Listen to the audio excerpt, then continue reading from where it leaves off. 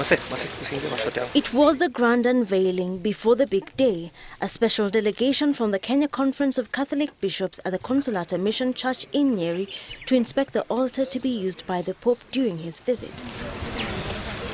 This, the very same altar that was used during the beatification ceremony of Sister Irene Stefani Nyatha. This altar is a very historical altar. We have deliberately come for it. It was designed and crafted like this very many years ago. We would like the Pope to use it for the celebration of the Mass as it was used for the beatification of Irene Stefani. The altar, which stands at 3 feet high, is 8 feet long and 3.5 feet wide and has a base which is said to have been carved more than 100 years ago. The altar was chosen for its rich history. This altar here is also giving testimony to these many years of missionary and Catholic presence in Kenya.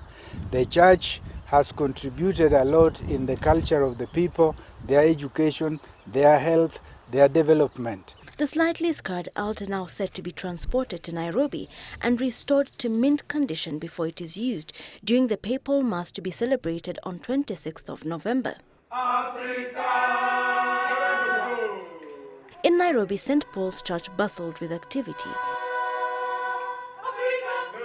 Before today, none of the choir members had ever heard this song, but by the time the Pope arrives in November, they will know every word and every note so that they can sing it during the Mass to be held at the University of Nairobi. And St. Paul is the parish that will host the Mass.